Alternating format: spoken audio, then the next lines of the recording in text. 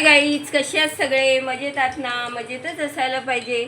बघा, आज आपण काय करणार आहोत? बैठं अंड करणार आहोत. हां, ते सुद्धा खूप सुंदर होतं. बघा, आता आपण एक कढई ठेवले, त्याच्यावरती एक पळी तेल टाकले, गरम झालंय तेल. आता ना बघा, कांदा ना असा बारीक कापून घ्यायचा, पण कांदा कसा जरा भरपूर घ्यायचा. आता ही बघा, हां माझी कशी 4 मी अंडी घेतलेत ना, आम्ही 4 आहोत म्हणून, त्यामुळे मी 2 कांदे घेतले 4 अंड्यांना. हां, कांदा ना जरा जास्तच लागतो. आणि एक टॅमॅटो मोठा घेतला. हे ना बारीकच गॅसवर हे करायचा, फास्ट गॅसवरती नाही. नरम, फक्त कांदा आपला थोडा नरम करून घ्यायचा आहे, जास्त पण करपवायचं नाही. त्यामुळे बारीक गॅसवरतीच करायचं हे.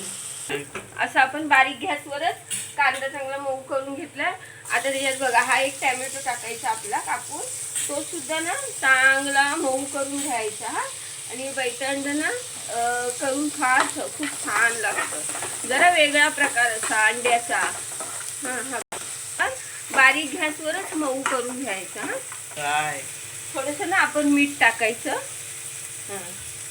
पण ना हे मीठ टाकलंय ना म्हणून हे सगळं मऊ झालं. हा, आता त्याच्यात बघा थोडा आपण कढीपत्ता सुद्धा टाकायचा, तो पण चांगला आपण परतवून घेऊया. हां, त्याच्यामध्ये ना आपण हे टाकायचं, आलं आणि लसूणची पेस्ट टाकायची. जरा चांगला लाल होऊन दे. आता ना आपलं बघा हे सगळं आलं लसूणची पेस्ट वगैरे सगळं आपलं नरम झालेलं आहे. आता आपण ह्याच्यात मसाले टाकून घेऊया. हे बघा, हळद टाकायची. हळद टाकली की आपल्याला हे किती हवं तेवढं, असं म्हणजे आपल्याला तिखट हवं तसं तिखट मसाला टाकायचा.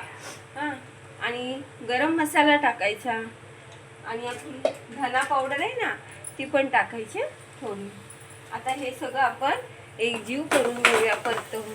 हे बघा, आता आहे ना आपण जरासं फक्त 4 चमचे होईल एवढं पाणी टाकायचं, जास्त टाकायचं नाही आहे, कारण जरा कसं मसाला ओलसर राहण्यासाठी. हा, हे बघा, आणि चांगलं जरा आपण झाकण ठेवून ना ह्याला एक वाफ काढून घेऊया.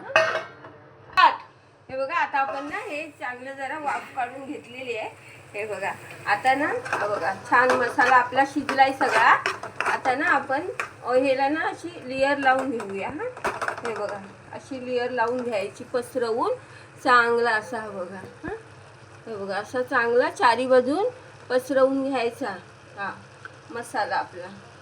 हा बघा, आता ना हे असे आहेत ना, आपण जेवढे आता आपले अंडे आहेत ना तेवढं असं हे गोल करून घ्यायचं असं. आता मी ना 4 अंडी आहेत ना, म्हणून मी असं हे 4 गोल असे करून घेते. हे बघा, आणि हे गोल आहेत ना त्याच्या बरोबर मधीच आपल्याला सोडायचं आहे. हां, अंड. हे बघा ना, गोल करून घ्यायचे. 4 अंडी आहेत ते 4 गोल, आणि ह्या गोल आहेत ना त्याच्यामधून मध्येच आपलं अंड हे गेलं पाहिजे, सोडायचं. हां, हे बघा असं.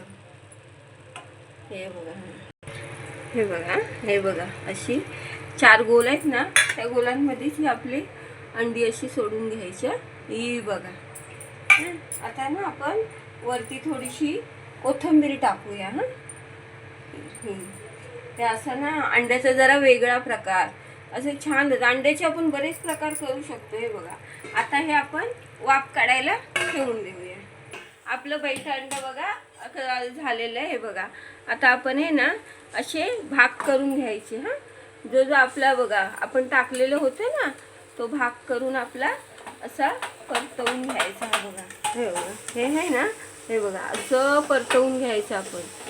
आपले भाग जेवढे किती 4 आहेत ना, मग हे 4 भाग आपण असे परतवून घ्यायचे. हे बघा, छान होतं. हां, हे असं.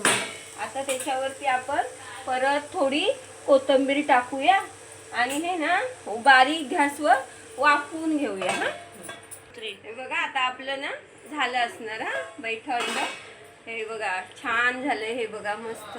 आता हे आपले 4 भाग असे आपण हे बघा असे. हे बघा, बैठं अंड आपलं झालेलं आहे तयार. आता जेवायला बसायचं. आणि माझी रेसिपी आवडली असेल तर लाईक करा, शेअर करा, कमेंट करा, सबस्क्राईब करा, आणि या जेवायला आज बैठं अंड खायला.